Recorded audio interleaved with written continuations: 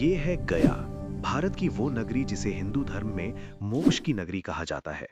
अक्सर लोगों के मन में ये सवाल आता है कि आखिर इस शहर को ही मोक्ष क्यों मिला और पूरे भारत में पिंडदान के लिए गया को इतना खास क्यों माना जाता है। तो आज की इस वीडियो में मैं आपको गया से जुड़े इन सभी सवालों के जवाब देने वाला हूं और साथ ही ये भी बताऊंगा कि अगर आप गया आते हैं तो यहाँ कौन-कौन सी जगहें ऐसी हैं जहां जाए बिना आपकी यात्रा अधूरी मानी जाएगी। लेकिन आगे बढ़ने से पहले एक छोटी सी बात साफ कर दूं। इस पूरे वीडियो में जब हम गया के मोक्ष से जुड़े रहस्यों को समझेंगे तो मैंने आपके लिए एक आसान सा सवाल भी छुपाया है। जो भी सबसे पहले और सही जवाब देगा उसे मेरी तरफ से एक शानदार और खास गिफ्ट हैम्पर मिलेगा। इसलिए एक भी सेकंड स्किप मत करना, क्योंकि इस वीडियो में हम मोक्ष के रहस्य से लेकर यहां तक पहुंचने की पूरी गाइड कवर करने वाले हैं। और हाँ, आपने अक्सर सुना होगा कि फल्गु नदी ऊपर से सूखी दिखती है। ऐसा क्यों है? इसका सीधा संबंध माता सीता के एक श्राप से जुड़ा हुआ है और इस रहस्य का जवाब आपको इसी वीडियो में मिलने वाला है। तो चलिए अब सीधे शुरू करते हैं आज की ये अद्भुत यात्रा को। अब सबसे पहला और सबसे जरूरी सवाल, आखिर गया को मोक्ष की नगरी क्यों कहा जाता है? दोस्तों, इसका सबसे बड़ा कारण है गया का धार्मिक और पौराणिक इतिहास।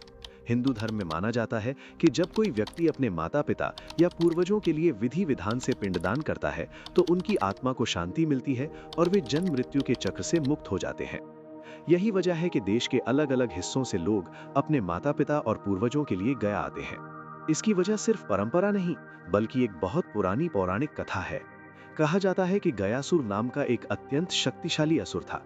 उसकी तपस्या इतनी कठोर थी कि देवता भी भयभीत हो गए। भगवान विष्णु ने प्रसन्न होकर उसे वरदान दिया कि जो भी उसे देखेगा उसे मोक्ष प्राप्त होगा। धीरे धीरे बिना कर्म, बिना ज्ञान, सिर्फ दर्शन मात्र से लोगों को मोक्ष मिलने लगा और इससे सृष्टि का संतुलन बिगड़ने लगा। तब भगवान विष्णु ने स्वयं गयासुर को अपने चरणों के नीचे दबाया और उसे ये वरदान दिया कि जहां वो स्थिर रहेगा वही भूमि उसके नाम से जानी जाएगी और वहां किए गए श्राद्ध और पिंडदान से लोगों को मोक्ष की प्राप्ति होगी। तभी से इस पवित्र भूमि को गया कहा जाने लगा। लेकिन समय के साथ जब देश विदेश से आने वाले श्रद्धालुओं और स्थानीय लोगों की आस्था और श्रद्धा और गहरी होती गई तो इस नगर को सम्मान पूर्वक गया जी कहकर पुकारा जाने लगा। यही कारण है कि गया में स्थित विष्णुपद मंदिर को इतना पवित्र माना जाता है। यहाँ आज भी भगवान विष्णु के चरण चिन्ह सुरक्षित हैं और माना जाता है कि यहाँ किए गए कर्म सीधे मोक्ष से जुड़े होते हैं। लेकिन गया की कहानी यहीं खत्म नहीं होती। गया में एक और बहुत खास जगह है जिसे अक्षय वट कहा जाता है। मान्यता है कि इसी वट वृक्ष के नीचे माता सीता ने राजा दशरथ जी का पिंडदान किया था। इस वट वृक्ष को अक्षय यानी कभी खत्म ना होने वाला माना जाता है। इसलिए ऐसा कहा जाता है कि जब तक अक्षय वट का दर्शन नहीं किया जाता तब तक पिंडदान की प्रक्रिया पूरी नहीं मानी जाती। अब बात करते हैं गया की सबसे रहस्यमयी पहचान, फल्गु नदी की। रेत से भरी, शांत और देखने में बिल्कुल साधारण, लेकिन रामायण के समय यही नदी पूरे वेग से बहा करती थी। जब भगवान राम अपने पिता दशरथ जी के श्राद्ध के लिए गया पहुंचे तो किसी कारणवश उन्हें देर हो गई। समय निकलता देख माता सीता ने फल्गु नदी, एक गाय और एक वट वृक्ष को साक्षी मानकर पिंडदान कर दिया। जब राम जी लौटे और साक्षियों से पूछा गया तो गाय और वट वृक्ष ने सच कहा, लेकिन फल्गु नदी मौन रही। इस छल से आहत होकर माता सीता ने फल्गु नदी को श्राप दिया कि तुम्हारा जल धरती के नीचे बहता रहेगा और ऊपर से तुम सूखी दिखाई दोगी। और तब से लेकर आज तक फल्गु नदी का जल जमीन के नीचे बहता है। कई लोग नहीं जानते, लेकिन आज भी कुछ स्थानों पर रेत हटाने पर पानी दिखाई देता है। यही वजह है कि फल्गु नदी सिर्फ एक नदी नहीं, बल्कि एक जीवित कथा है। गया का महत्व सिर्फ हिंदू धर्म तक सीमित नहीं है। पास में ही स्थित बोध गया बौद्ध धर्म का भी एक बड़ा केंद्र है। यहीं राजकुमार सिद्धार्थ को ज्ञान की प्राप्ति हुई थी और वे गौतम बुद्ध बने। सम्राट अशोक ने यहाँ महाबोधि मंदिर का निर्माण करवाया, जिससे गया का सांस्कृतिक और ऐतिहासिक महत्व और भी बढ़ गया। अब बात करते हैं उन जगहों की जिन्हें गया आने के बाद आपको जरूर देखना चाहिए। ये जगहें सिर्फ धार्मिक दृष्टि से ही नहीं, बल्कि इतिहास, संस्कृति और शांति के अनुभव के लिए भी जानी जाती हैं। सबसे पहले बात करते हैं विष्णुपद मंदिर की।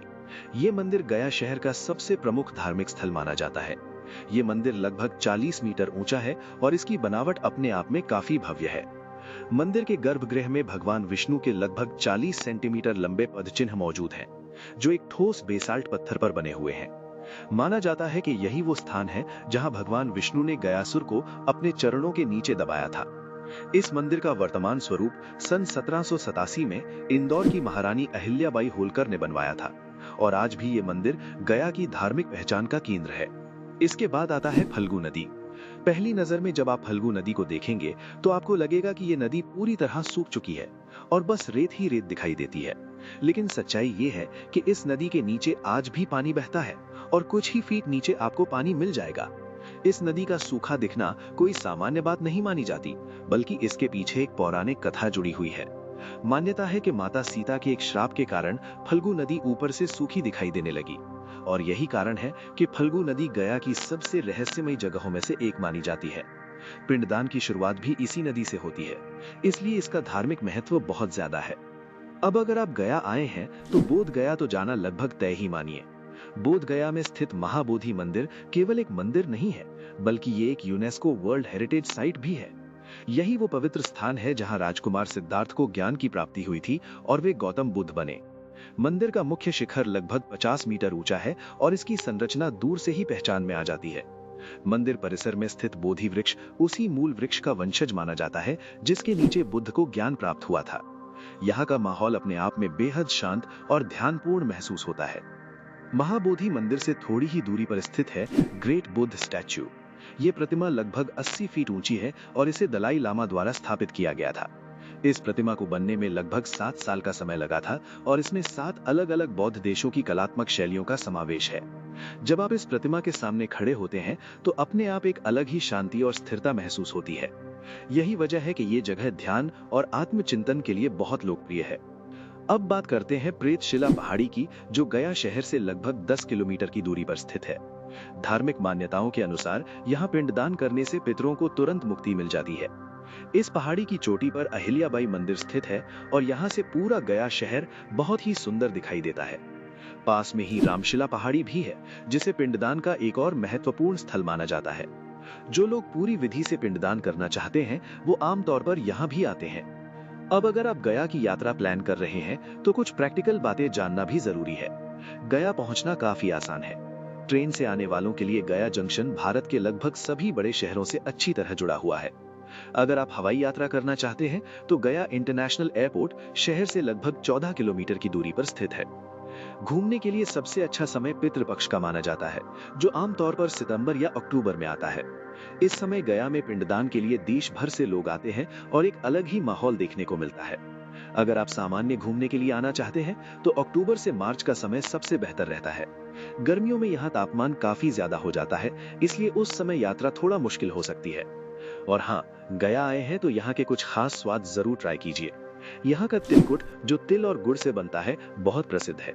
इसके अलावा गया का पेड़ा भी यहाँ की पहचान माना जाता है, जिसे लोग अक्सर अपने साथ घर ले जाते हैं। अब जैसा कि मैंने वीडियो की शुरुआत में आपसे कहा था, इस पूरे वीडियो में एक सवाल छुपा हुआ है, तो अब ध्यान से सुनिए।